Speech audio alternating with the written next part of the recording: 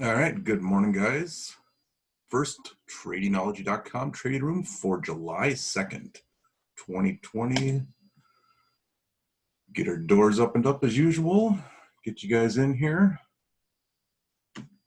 Recording is going. We're safe to go there.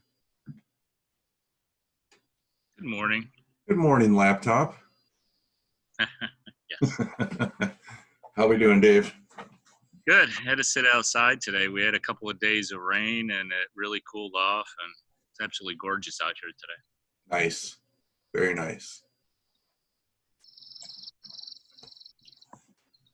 I hear the crickets, or I hear the wildlife. Yeah, we have some birds out here. We have squirrels. That's what it is, the bird. I don't know why I thought it was a cricket at first, because I hear them all night long. You'll probably hear lawn mowers. I think there's some guy doing some construction next door. There's all kinds of stuff going on out here. Nice.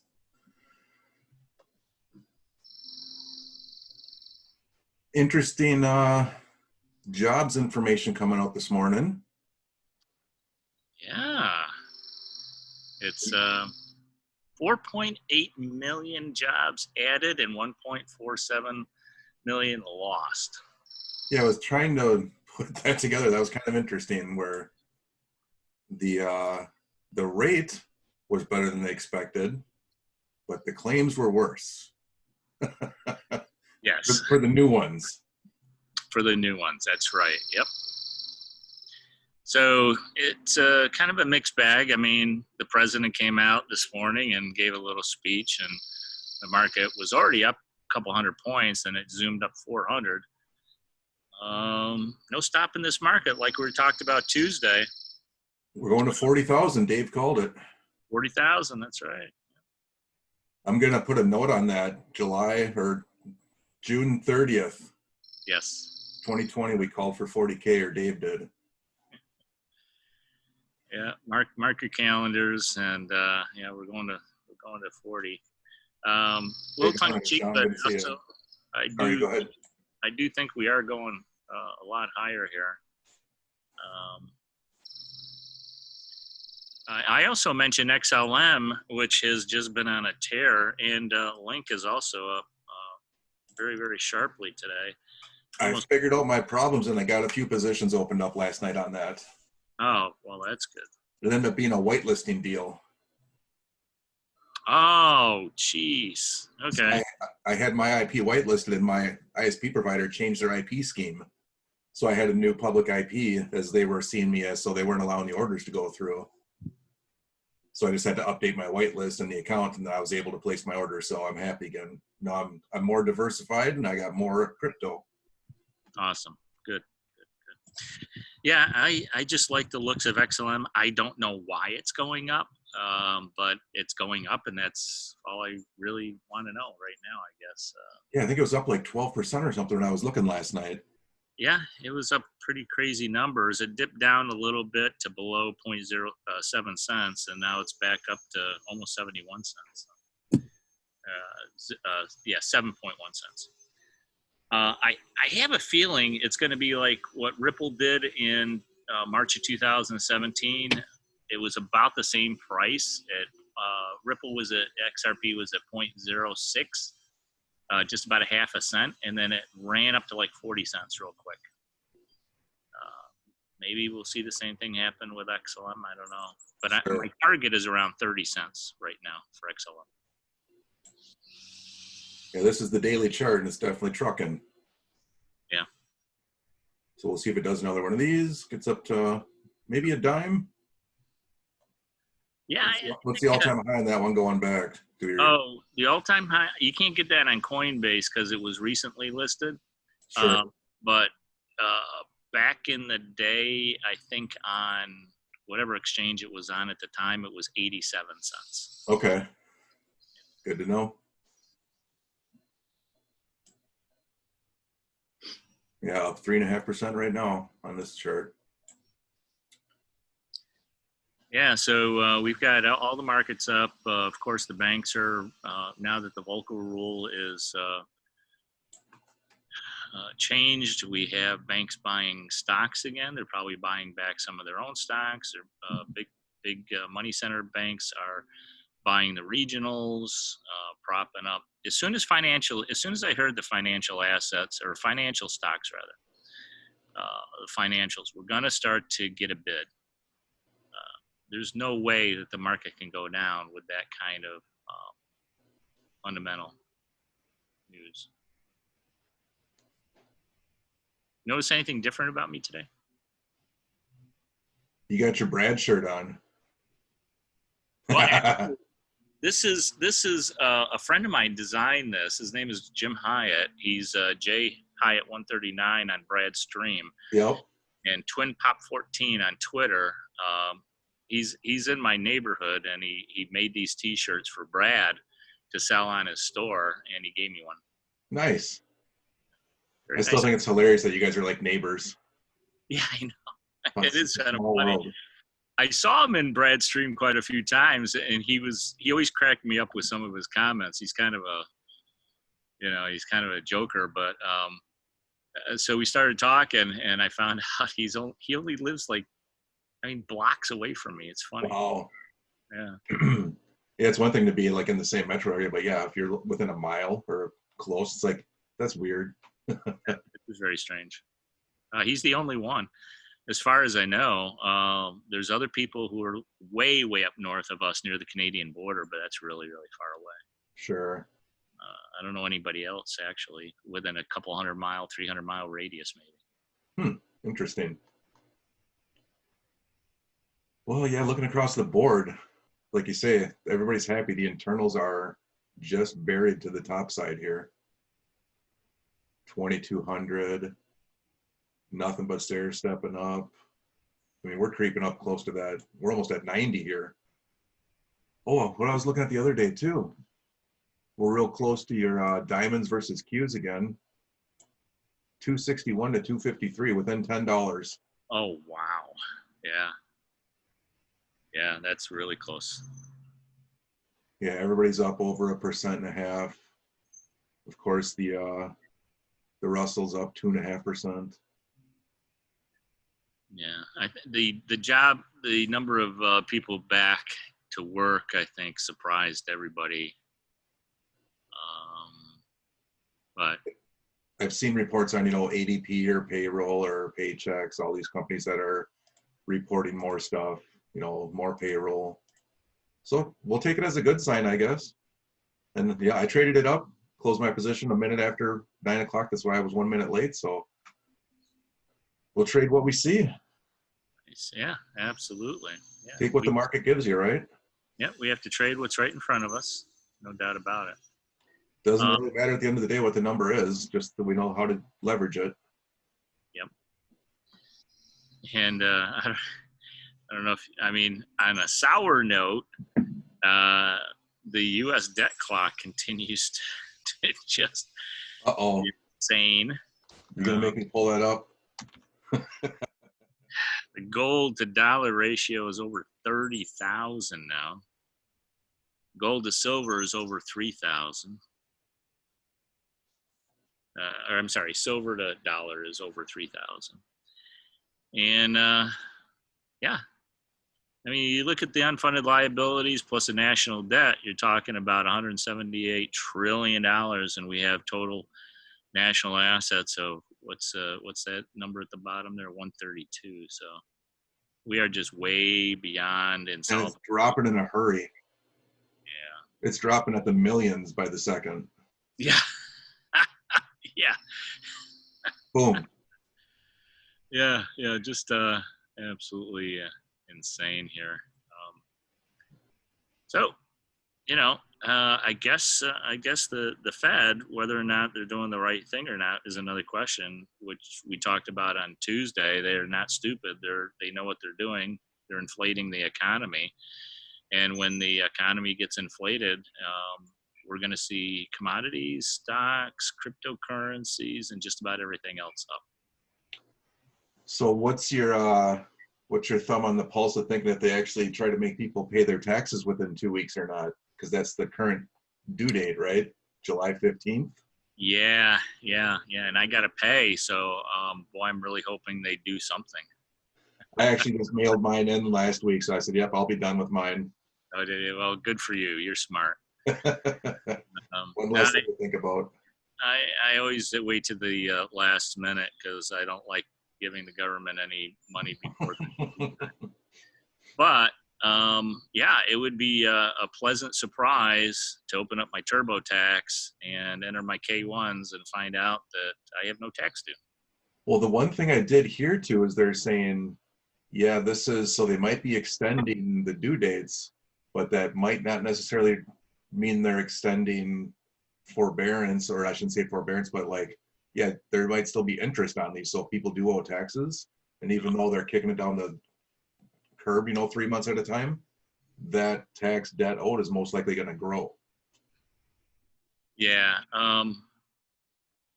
Yeah, I mean it's kind of like what they do now. If you didn't want to file on the 15th and you wanted an extension, you still had to pay the tax on April 15th, or you'd have the interest accruing. Right, exactly. So it's not much different than that. I guess some people probably don't understand that though, that haven't normally asked for an extension. Right. Normally did it on, March, April 15th. Yeah. So they're like, oh yeah, we get an extension, we'll get 3 free months. No, there's a bill for that. You still got to pay your taxes. Yeah. Nothing is for free. Yeah. You only get to file later, but if you don't pay your taxes, you're going to be accruing that interest. Oh, we're taking some profits. Just a little downturn. Yep. So on a day like this, when we got the internals way, way, way up, you want to kind of look for those dips for buying opportunity. So what is it? I can't really read that. What is the YM up now? 26,000. And up 400 for the day, or? Yeah, it's up 434 right now. It was up almost to 26.1, so we've lost about just under 100 points in the last 15 minutes, but I'm sure it'll come right back. Yeah. But they're a little negative right now, so it's probably the morning people. Very common that we see the reversal around 10 a.m. Eastern, right? Yeah, you get a few traders who were long early in the morning come in and start to sell it. But with those internals that strong, very unlikely. Yeah, very still above 2,000. Little downtick, but it's still way up.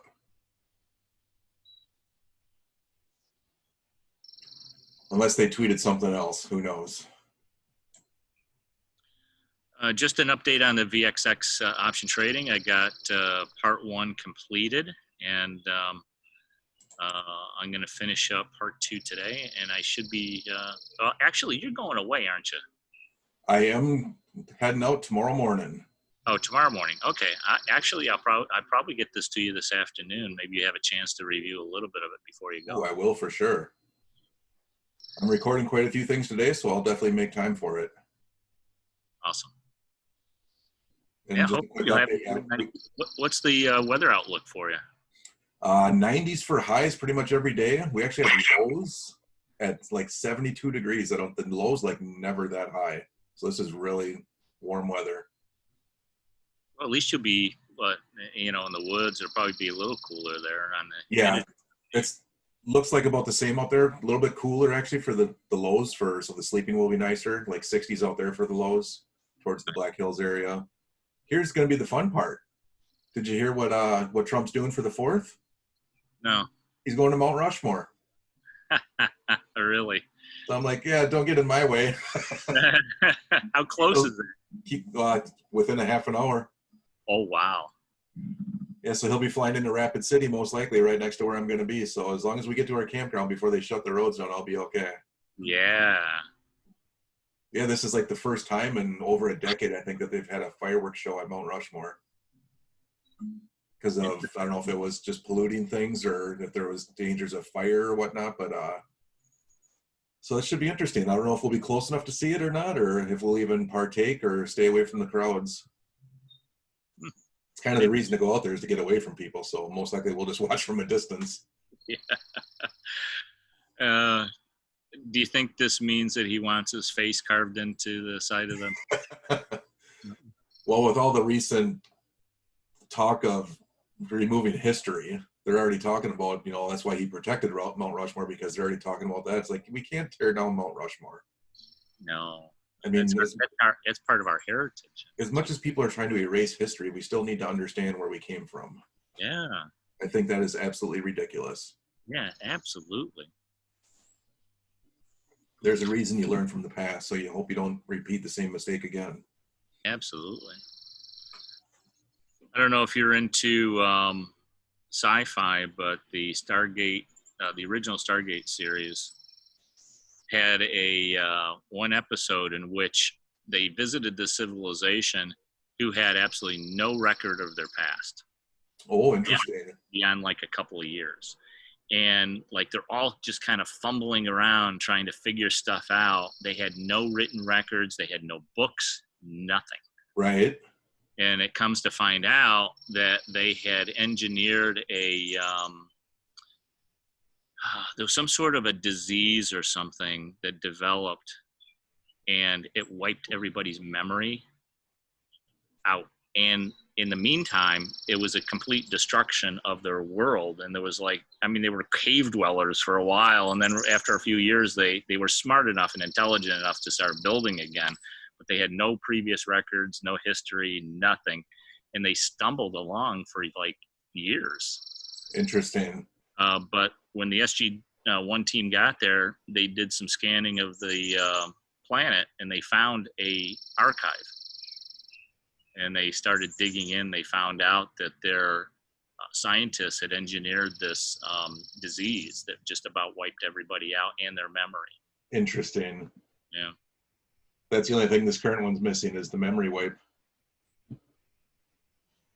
Yeah. Thank God. They just practice in the movies and it becomes reality. It's just like electric and flying cars.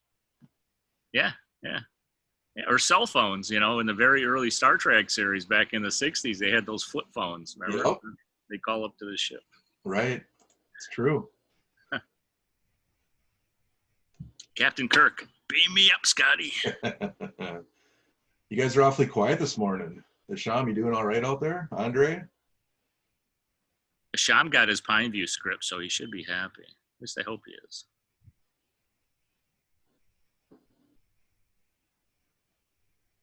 I know it's been I've been quiet in the room recently, guys, because it's been ridiculously busy for me over here. So I am watching here and there, and I jump in where I need to. There's a couple things I was going to update you on. And I do have to say thanks, Dave, for and thanks for all the new viewers. So we got some good visibility from our Tuesday session. Oh, nice. So welcome. So if there's anything you guys want to see, we're always open to suggestions. So shoot us up and let us know when you got questions. Andre likes your VXX. He's curious. He's waited with bated breath over there again. Yeah, it really is going to be something. When I was doing it. Oh, you're welcome, Michelle. It's a really simple system, and I'm going through it step by step. So I kind of lay the background, and then I put on the trade.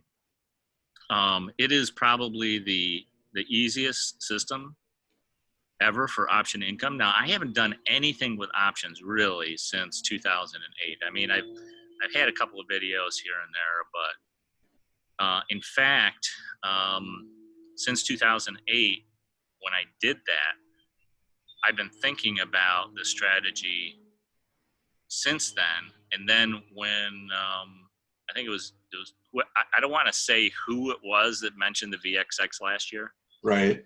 But the person who did knows who they are, and I thank them for it because I can't remember your name.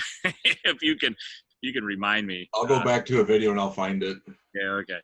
So, but see, the VXX has been around for a while, but it was kind of illiquid for a number of years, and then it started to get some liquidity. But the options are still relatively new, and so when the options became a little bit more liquid, really starting last year. And so this is relatively new. So I've been trading it for about a year based on the strategy. I've had to refine it here and there, but it just works beautifully. The results speak for themselves. So I started June 24th last year, and I have a return of 100% on my starting capital, 100% a year. It's just, I mean, if it kind of combines what I did in 2008 with the trading as a business course, which, by the way, thank you for putting up all of the videos. And Kevin thanks you as well. I did see that email this morning. He got around to it, so that's awesome. That, I mean, that was to me the ultimate income opportunity for options. The problem that strategy had was volatility. It was the introduction of volatility into the option strategy. And so what this does is the VXX strategy takes that and makes it center stage. So you're really just trading the volatility. Now, the important thing to think about is the way the VXX is constructed. Since they're using the first and the second month of the futures contracts on the VIX, and they're resetting it every single day, there is a natural drift lower on the VXX, and it just makes it absolutely perfect for option selling. So you're short options most of the time. In fact, about 92% of the time, the VXX declines in value on a week-to-week basis. There's only a few times when it spikes, and I've got an indicator that will tell you when it's going to spike. And it was absolutely gorgeous in February, March, when we really started to spike in the VIX. Right. It just worked beautifully. Andre wants to know if you're compounding your results or if they're just simple results for that 100% return. No, they're simple results. So in other words, I didn't add to positions. I kept the same number of positions on each trade, but because they are the average margin on each trade on the long side is about 1,700, and on the short side, well, no, on the short side is about 1,700. On the long side is about 2,500. That's the margin requirement. But I don't change the number of contracts. I didn't change the number of contracts until the VXX went over 100% on the implied volatility. Then I cut back a little bit, but it was the same number of contracts. I didn't say, okay, well, gee, I'm going to do 10 contracts, but I'm going to add to it because I've got more margin I can use. No, I kept to the same number of contracts in each trade. The difference is that you can do this on a weekly basis. See, so now, yes, you're compounding your profits, but I didn't compound based on the margin available, additional margin available. So you didn't change the way you did it. Like all of your gains were just normal gains from the standard trade setup. That's right. Yep. Yeah. So had you, like he's just calling out here, if you reinvest, you'd be like 300% because if you're like scaling on top of. Nope. Yeah, that way you're removing less risk, right? You're just doing the same thing. Right. You just repeat it. That's absolutely right. Now you can trade as many contracts you want. In fact, I give you the ratios of the contracts that I'm using, so you can trade larger, or I don't know, based on the number of contracts I was doing, I wouldn't do any less. But I'm not compounding it. So if I make profits this week, I don't add to the margin and increase the number of contracts next week. In other words, I keep to the same number of contracts. Brent's asking, yeah, we did drop below the 2000 just a tick. We're at 1997. So this is where you want to be watching the price signals. You see how this was building out to the low side? When this stops is when you're looking at potentially taking advantage of that dip. So yeah, that was definitely a drop on the YM there. We went from 26, almost 26.1, not quite. Now we're down to 25.9, 25. But this is still coming down. So just because it goes down one candle doesn't mean you immediately buy. And if you don't got the nuances yet, keep watching these and trade it in paper because you want to see the price signals stop building to the bottom side before you look for an entry for the long. There was one red bar. So technically it's broken the true trend day rules because we're below 2000 and we got a red one. So a true trend day is off for that. But there's still very bullish signals because everything's still above 80% here. This could very well bounce off. It depends on what happens next. So it's just a matter of watching it. That he's asking if we were still bullish on the indicators. So there's how I read that, BD.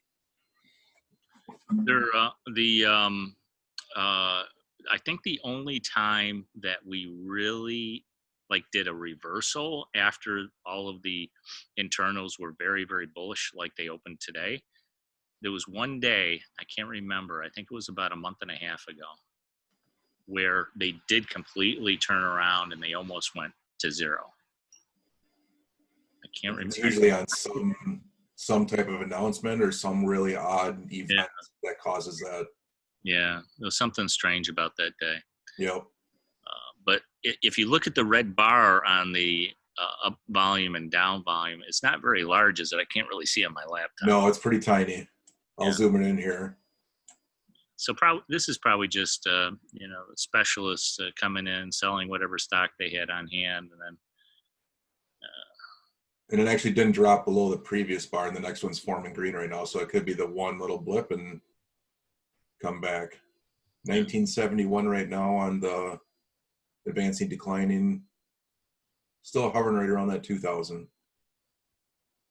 Yeah, so we'll see. I mean, if nothing else, 1990 coming back up. It'll probably bounce right off it. That's probably what will happen. Yeah, it's just a little bit of volatility, which is still, because on the spreadsheet, the ABS was at 2,500 yesterday, which indicates that there's still some volatility in this market. So.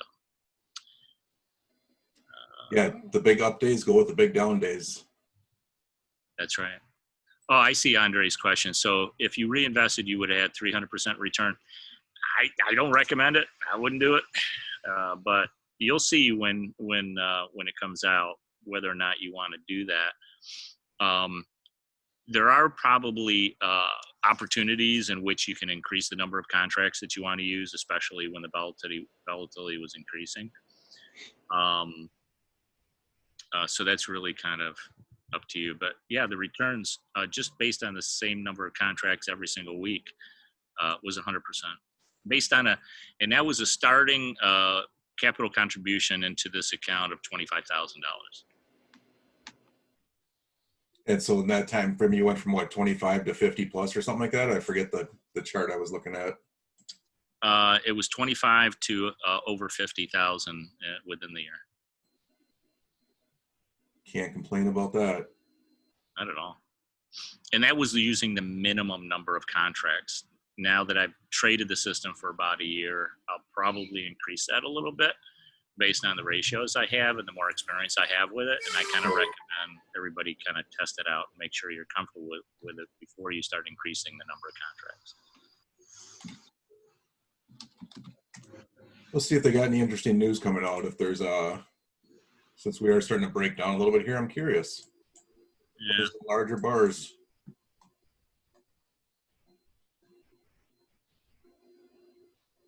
Trump says a face mask makes him look like the Lone Ranger. Oh, that's funny.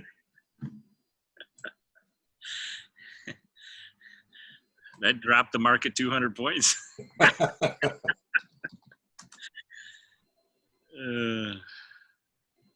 Yeah, I don't see anything flashing. The U.S. reports a record 50,000 new cases in a day of the 19.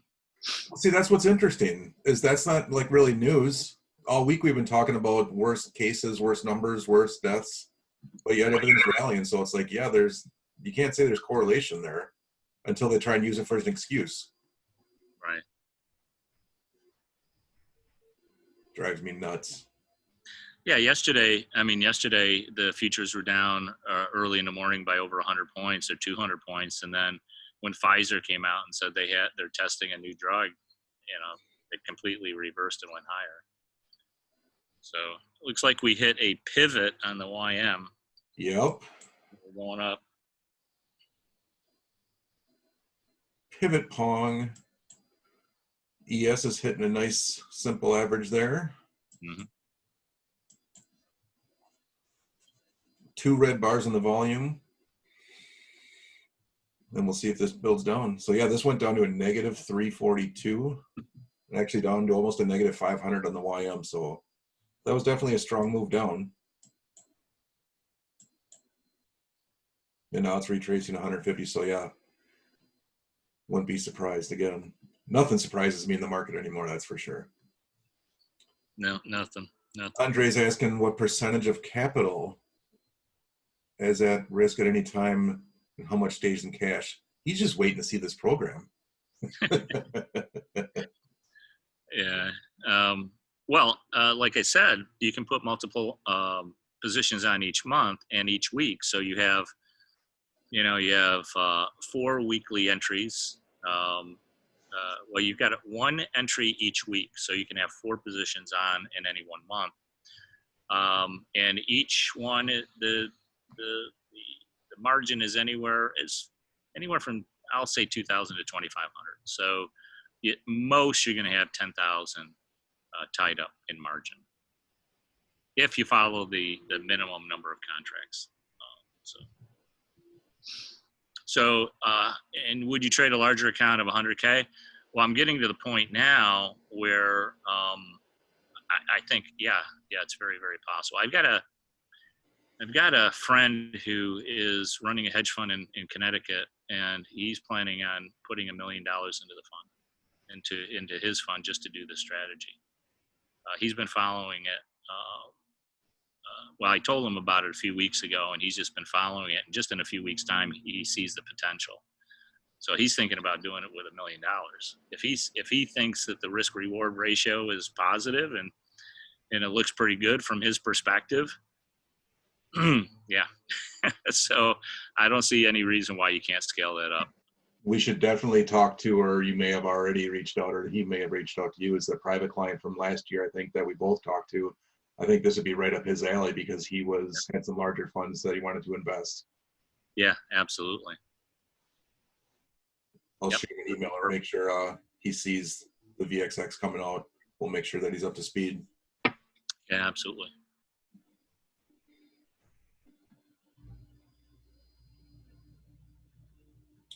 There we go. And I still don't see any red bars on that volume, the up and down volume there. So yeah, the issues are starting to still trail down. We still got 2 more minutes on this bar. It's green currently. And we've all kind of leveled off for a second here. Right around the 80% on our far right internals. And we're flat here, so. Andre says, cool. But you see, BD, how these are still going down? I wouldn't have taken a long position yet because we're still building out. This has the potential of coming down, hitting this pivot down here as well. This one's definitely acting as support, where it kind of stopped the train. But yeah, you see how this is still continuing down? That's very important. Yeah. And we got another minute left on this candle, 30 seconds. So we'll see right there. Yeah, still green volume. It looks like it's almost let's see, way too small candles. Let me zoom in on this guy. Yeah, that's definitely going to stay red. I mean, you're talking about the S&P 500 up almost 30 points, even with this little decline here. So. Right. Yeah, you look, they're just pullbacks and, the dips. So this is just all about waiting to find that dip. So now we see we're actually closing back up and we got the next bars forming. So here's where you might have a quick scalp, but I personally don't like these because there's too much stuff in the way. Yeah. I don't want to replay this. Right. I like playing it when it's on the other side, which is why I took it to the upside. Right. Yep. Other side of those. Yeah. Get on the other side of these moving averages where you got clear space. Yeah. I mean, there's people that like to buy the dip. If they want to fight through it, it's more of a fight and it'll take you longer. You're in the trade longer. And yeah, there is money to be made there. Don't get me wrong, but you just find your own style and you do what you like. Yeah, it's a bit like, trying to catch a falling knife until you see the everything kind of turn on you. There you go. Right. So, yeah, it's much safer to be on the other side of those. And we still have the internals on the right side, the combined internals. I mean, still above that 80% level. So. Yep, exactly. I mean, the NASDAQ's up 100. If one of these indexes, how's the Russell doing? Russell's way up, still up 1.5%. It was up 2.5. It took a little dive down, but IWM itself is still 1.3 up for the ETF at least. Andre says, "Are you still seeing a crypto rally for mid-July?" Yes, absolutely. I mean, I think we're seeing evidence of a slow uptrend in the channel uptrend now since the March 12th low, as I mentioned Tuesday. But I think it's really going to start to heat up mid-July. Absolutely.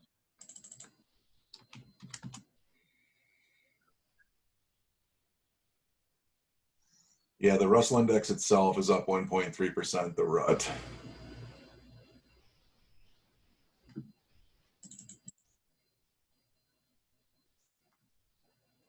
Yeah, look at the green bars on the volume now. It's yeah, they're pretty good. Yeah, the volume's coming back in. It's highest it's been all day again. So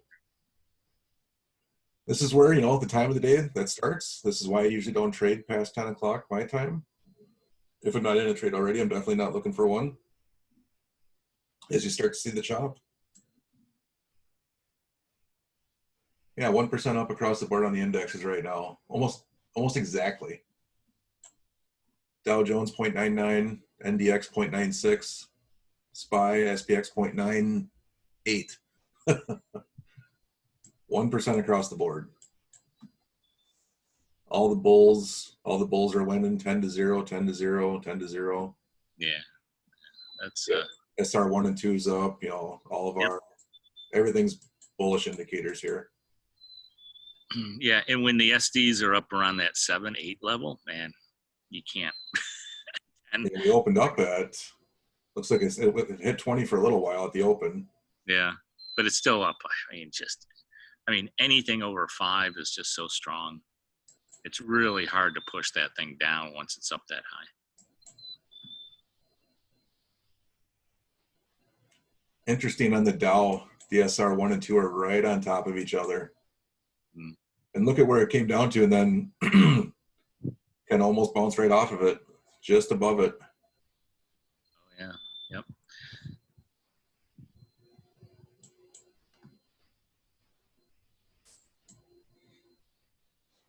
All right, I like that. Someone was asking too, I emailed him back how the rest of the stuff, and I think it was through last week before I took a little time off, that $5,000 count went to 25,000 with the ES-MES strategy. Beautiful. So that one's sitting pretty. Nice. So we definitely have, there's people interested in it, so I put together as much info as I can. And that's the one that's my main driver. So I'm waiting to add on with the VXX strategy. I think it's going to be a spectacular 1-2 punch. Absolutely. That video that you have on the MES order page there. Yep. That's where I was sending people. So you might want to update that video. Okay. With the latest numbers, and I'll send it out again because I think it's probably, I mean, if you're trading futures, let's say you trade, I mean, it is a beautiful combination because you can trade the short-term futures, right? Yep. And then get the weekly income on the option trade going on at the same time. It's just right. And we got to remember why we trade. The only reason we trade is to increase our purchasing power. Because guess what, guys? You put your money in the bank, you're losing 3 to 4% every single year. And if we get hyperinflation, you're going to lose even more. Exactly. So, Andre asked what time. I think I opened that account in March, and I recorded that strategy after I developed it. So 3 months. It went from 5 to 25. Just over 3 months, maybe. Yep, that's a beautiful thing. I don't think anybody that I've seen is getting those kind of results. And I think for those people who don't understand what you're doing or what I'm doing are probably not going to believe it. Right. And that's fine. Believe what you need to.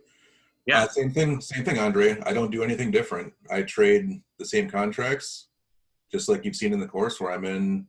I started out with 4 MES so people can learn it, less risk. Then you just scale up as you go. So yeah, I haven't, the account's just what it's at from making the daily profits. So it's the same strategy, just to repeat it each day. Now I'm trading the ES contracts instead of MES, so I'll open up with 4 or 5 contracts, and I'll take 2 off, take 2 off, take 1 off, and be done. Right. Just rinse and repeat. That's all I do. Find what works and don't. Absolutely. And you gotta practice it. You gotta practice it. And when you practice it, you learn that it works. It's very different, though, I think, than any other training program that I've seen on trading futures, and in a very, very positive way. Thank you. And the VXX strategy is completely different than any of the option strategies you've probably ever seen as well. Well, I believe it. And I think that's the biggest thing about yours that I'm looking forward to is yeah, the VXX has a bad name because people think they can buy and hold it because they don't understand the instrument. So being able to take advantage of this instrument in a way like that is just fantastic. I think that you found this. Well, I actually started doing that on the UPRO. UPRO has the same issue as VXX. The VXX is a lot more consistent, though, because of the tools that I've developed over the years to trade volatility. But UPRO has the same issue because they try to reproduce the S&P 500 returns on a double. Is UPRO triple? UPRO might be a triple. So they have the same problem because they have to use futures contracts in order to generate that kind of return. Well, the problem with that is the contango, the backwardation that happens in the futures contracts, and they have to reweight those on a consistent basis. And it's not a long-term hold. It's not meant to be a long-term hold. Neither is the VXX. Right. That's what a lot of people didn't understand. They thought they could just buy it and hold it. And yes, Andre, Trade-O-Bait does have access to the micros. You can trade micros on Trade-O-Bait. Absolutely. And the margins are ridiculously low. Yeah, that's why, yeah. Commissions are fantastic. I almost think the margins shouldn't be as low because people can get in trouble. Yeah. I almost wish they'd raise the margin so they can't get bit. Because that is a lot of leverage. That's why, again, understand what you're trading, know what you're doing. That's why it's built for low risk as far as controlling when you're in and out. Check it out, Andre. If you haven't yet, you'll definitely like it.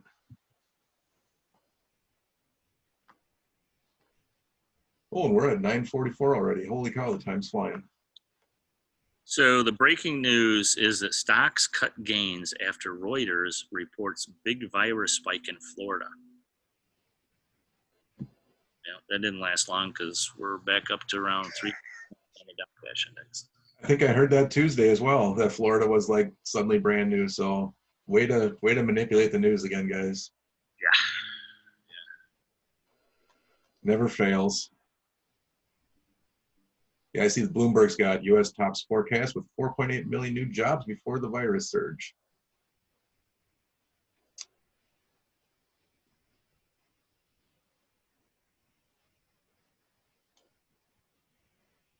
The NASDAQ took right off to the upside now. You just can't keep the NASDAQ down lately.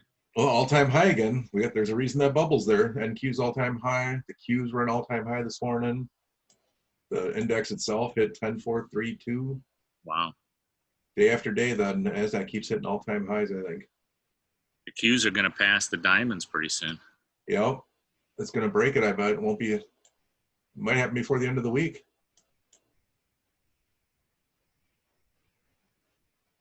Wouldn't take much. That'd be insane. They're within $7 now. That would be insane. I don't think anybody would have guessed that we were going to rebound this quickly since March.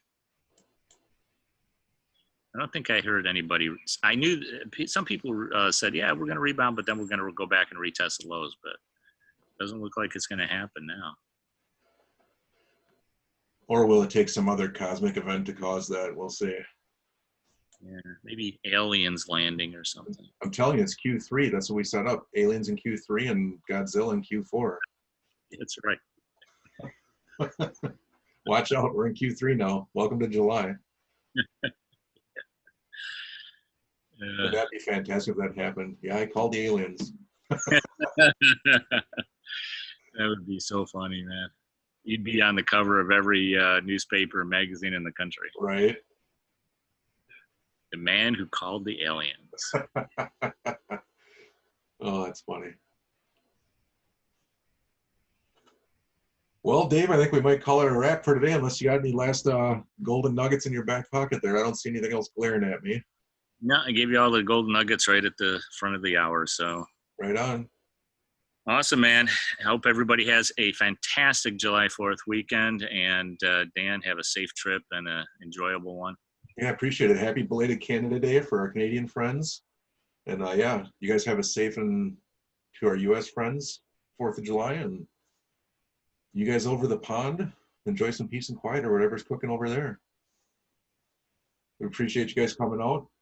As always, hit us up at support@tradingology.com with any questions. And you're welcome, Asham. Great to see you, man.